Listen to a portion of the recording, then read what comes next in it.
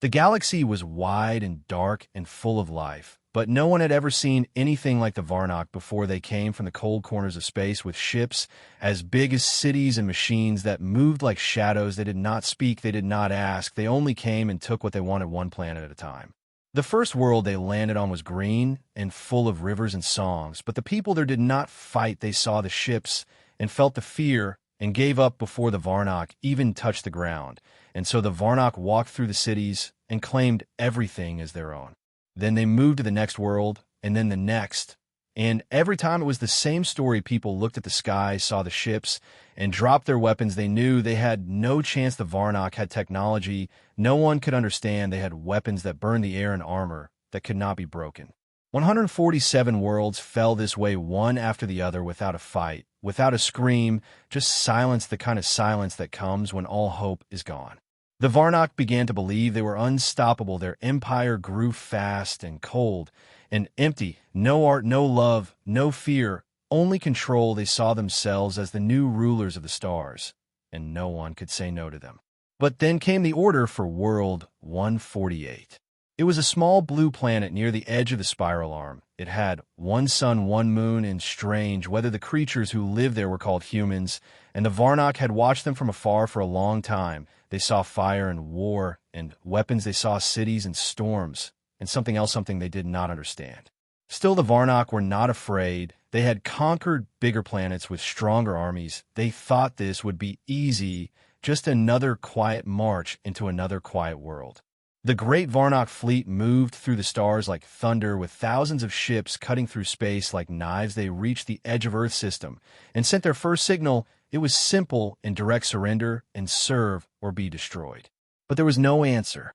The Varnock repeated the signal again and again, but Earth said nothing. The planet spun slowly beneath them, full of light and noise, but silent. In return, the Varnock scanned the planet. But something was wrong. The scans came back broken, strange, full of static and shadows. It was as if Earth was hiding.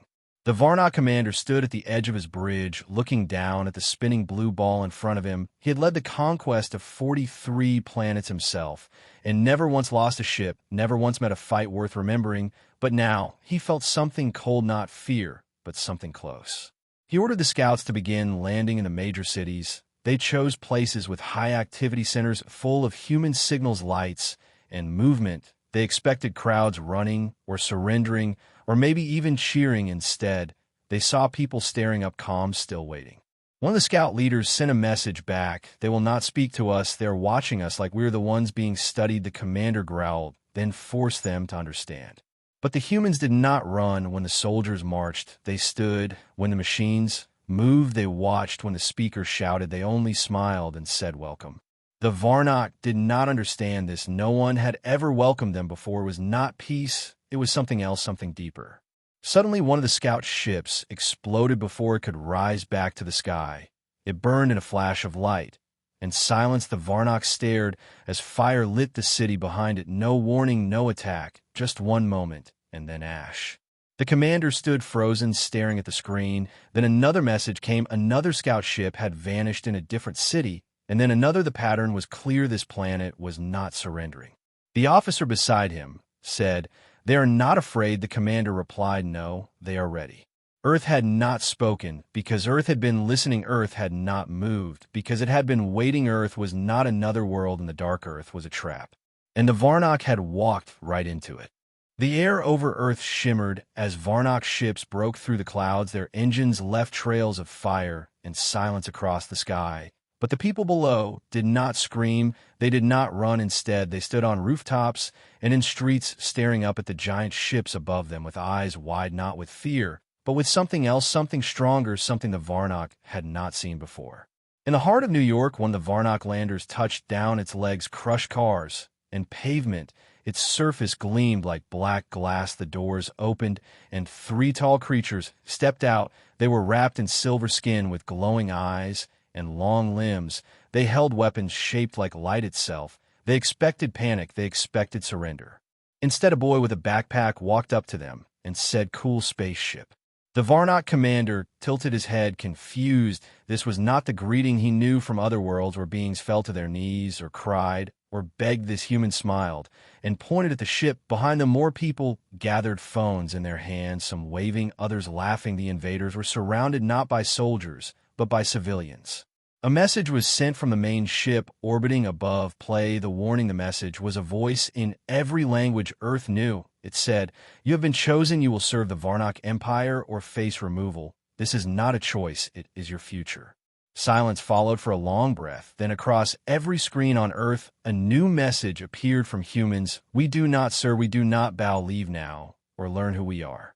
The Varnock commander roared in anger. He ordered the activation of shock units across all zones. The humans would now feel what 147 other worlds had felt, but as the units moved into cities, something strange began to happen.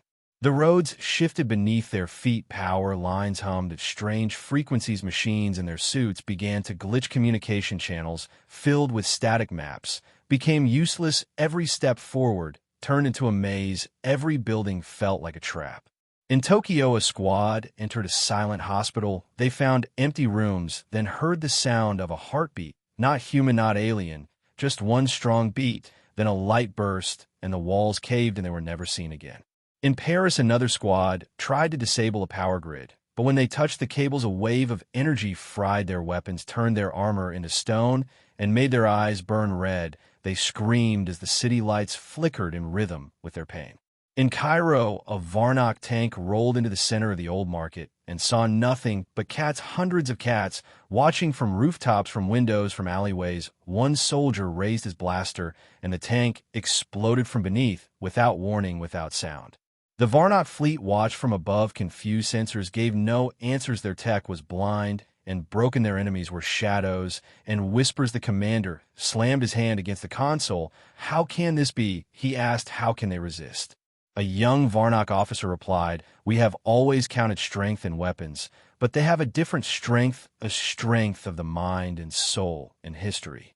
The commander shook his head. "This world is chaos. It cannot stand against us." The officer looked back and said, "Then why are we losing?" Back on Earth, in a forest near Berlin, a group of humans watched the night sky from a hidden base. A scientist tapped her screen and smiled. "They're listening now." Her partner nodded. "Good. Let them keep listening. We have only just begun." For every city the Varnock tried to control, a new resistance formed, not with guns, but with knowledge, not with fear, but with planning. Hackers took over their satellites. Engineers found weak points in their metal. Children sent drones into the skies with cameras and laughter, tracking every move the invaders made. The Varnock had come expecting silence and surrender. Instead, they found music and movement, and Fire Earth was not one voice, it was billions, and together they were loud. In the capital ship, the Varnock commander sat alone, staring at a small piece of human art. It was a painting of a tree with roots reaching deep and wide. He did not understand it, yet he could not look away. They had won 147 worlds with ease, but Earth had no plan to lose. Earth was not just fighting, it was teaching, and every lesson came with a price. The Varnock thought they had landed on a soft world with weak creatures, but they had landed on a story, and that story was just getting started. The skies were filled with black clouds as the Varnock sent their heavy warships down to Earth. They believed it was time to finish the job they had started. They believed they only needed more power, more fire, more force, and Earth would finally fall like the others had. But they were wrong. They were not facing fear. They were facing fire born from silence. The Varnock warships hovered over oceans, over deserts, over forests, ready to burn cities into dust.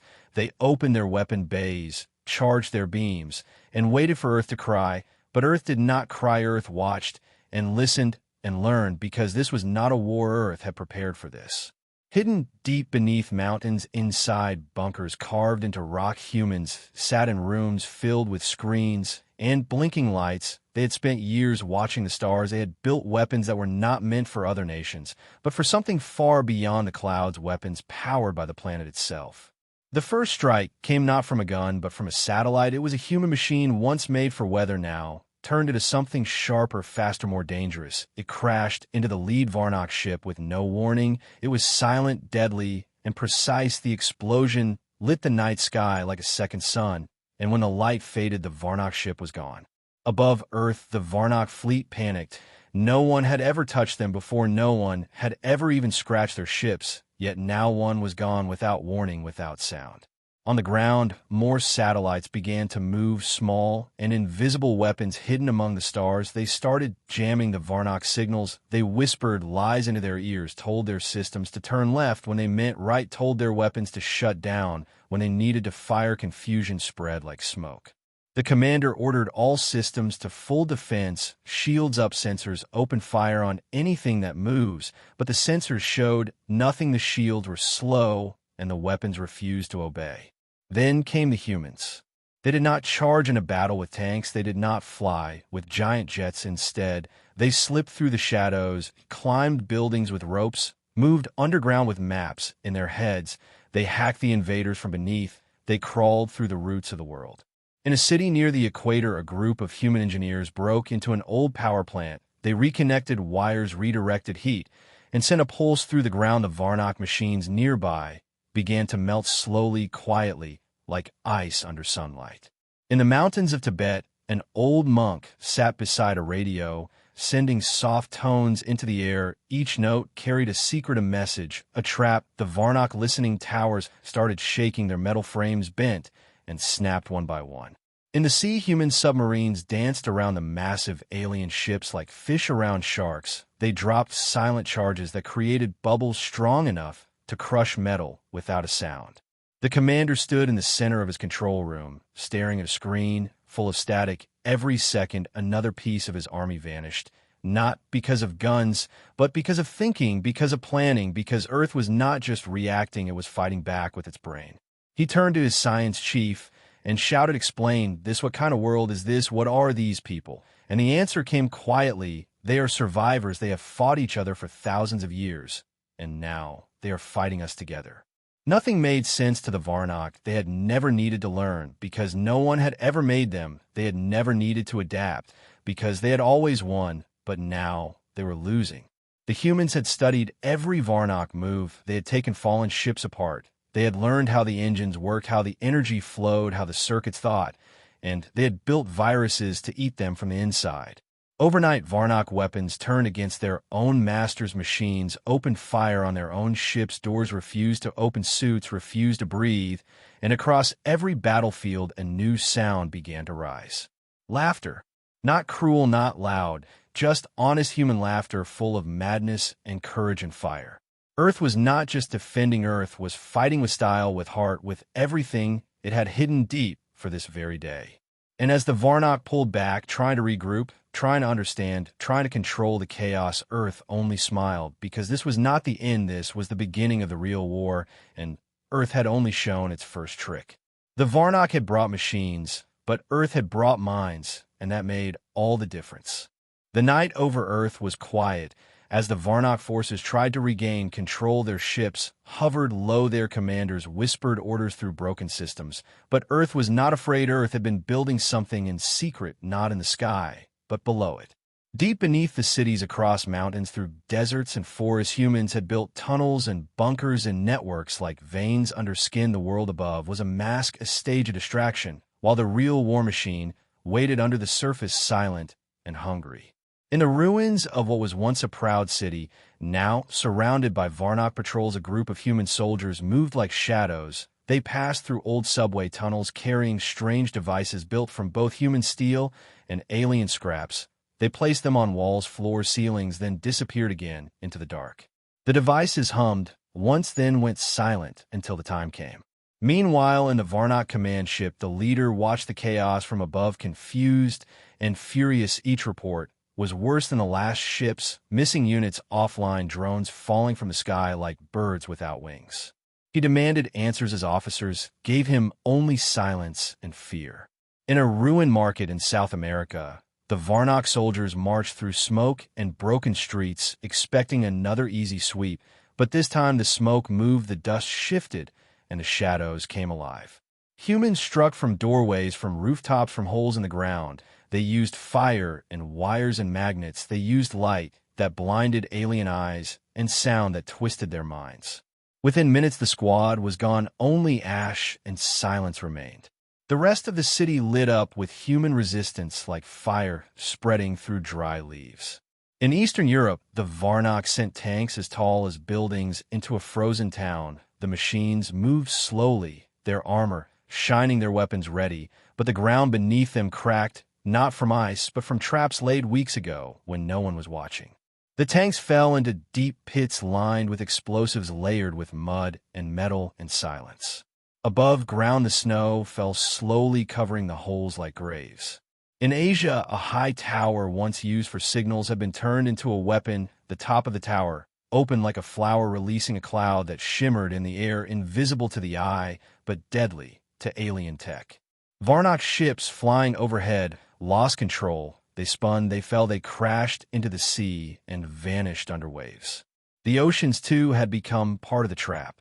Hidden submarines moved silently, launching nets of metal and light that wrapped around enemy vessels and crushed them without sound, without warning. Even in space, the humans had found a way to reach them. Old satellites now burned with strange energy, shooting bursts of data and radiation that confused even the most advanced Varnok systems, turning their own navigation against them, causing mid-air collisions and shutdowns. The commander of the Varnok fleet could not believe what he was seeing. His perfect army was being torn apart not by power, but by preparation, not by numbers, but by thought. He turned to his second-in-command and asked, how can a planet of creatures so primitive cause such damage? The answer came from scientists on the edge of the room. They are not primitive, they are dangerous, because they think differently. They do not follow patterns, they do not break, they bend and then strike. The Varnok had underestimated Earth. They thought it would be like the others, soft and easy and ready to serve. But Earth had been watching, Earth had been planning, and when the moment came, Earth had not run, it had waited, and it had smiled. In the dark forests of Canada, a final trap was triggered. The Varnok had sent their largest land carrier through the trees, its legs taller than buildings, its body armed with weapons that could level mountains. But the trees had eyes, and the ground had teeth. Humans had planted special bombs made from materials never seen before, shaped from alien wreckage mixed with Earth's own fire. The moment the carrier stepped into the clearing, the bombs exploded not with fire, but with silence, the kind of silence that breaks bones and shatters minds. The carrier stood still, then fell like a dying giant, and the forest swallowed the wreckage like it had never been there. Every part of Earth had become a weapon, every city a trap, every shadow a soldier. The Varnok had come for a planet, but found a battlefield, and the battlefield was alive. The commander looked at the spinning globe on his screen, and for the first time in centuries, he felt something cold and sharp. It was not fear, not yet, but it was close. And Earth was not done, it had only just begun to fight. The sun rose over a burning sky as the Varnok tried to understand what had gone wrong. Their ships still hovered, their machines still walked, but something had changed, something deep and terrible had awakened in the heart of Earth. And it was not technology, it was not numbers, it was will. In every city, in every village, in every mountain pass, humans stood not with power, but with purpose. They were bruised, they were tired, they were outgunned, but they refused to kneel, and the Varnok could not understand it. They had fought creatures with claws and scales, with wings and poison, with strength and speed, but they had never faced a species like this. Humans had war in their bones and fire in their hearts. They had built their world from dust and fought each other for centuries. Now they stood together, united by a single truth. They would not be conquered. In the ruins of a great stadium, thousands gathered, not to watch a game, but to share plans, to offer food, to carry wounded, and whisper words of hope. A young girl with a radio made from spare parts gave directions to fighters miles away, her voice calm, strong, unshaken. In the forests, old hunters taught soldiers how to move unseen, how to set traps, how to wait with patience colder than steel, and when the Varnok walked through the woods, they never walked out. In the cities, artists painted messages on the walls, not of surrender, but of spirit, bold letters, bright colors, faces of fallen heroes, and words like freedom, like never again. The Varnok sent drones to erase them, and every morning the paintings returned brighter, louder, more defiant. They tried to break human minds with fear, with noise, with darkness. But humans had lived through worse. They had buried empires and rebuilt from ash. They had looked into the void and laughed.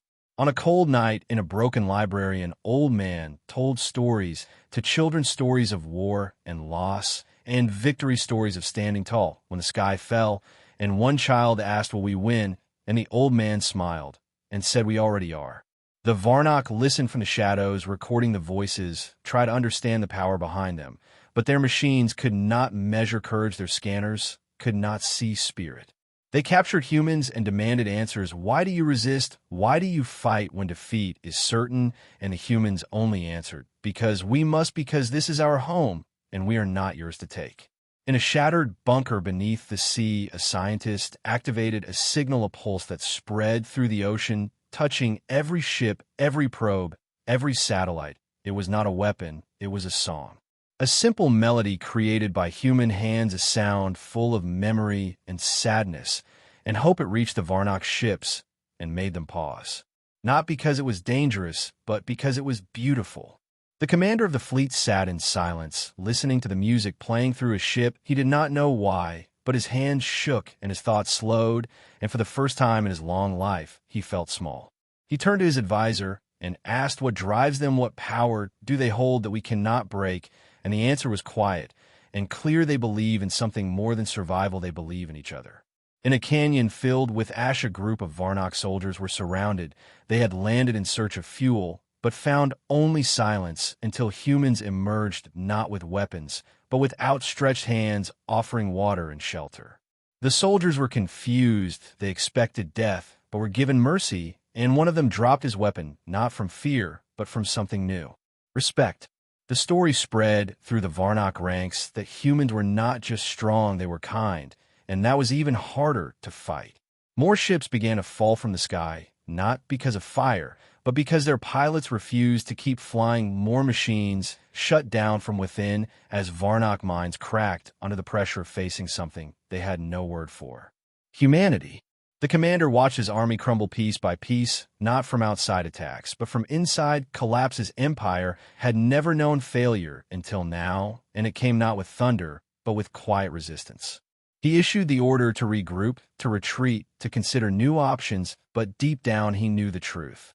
Earth had already won, not with bombs, not with blades, but with an unbreakable will. And as the stars watched, the planet below still burned with fire, not of destruction, but of spirit. Because humans do not bow, they rise.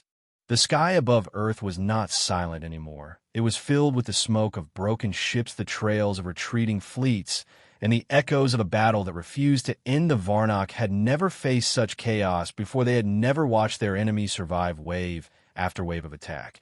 Yet here was Earth still standing, still fighting, still burning with the kind of rage only born from love.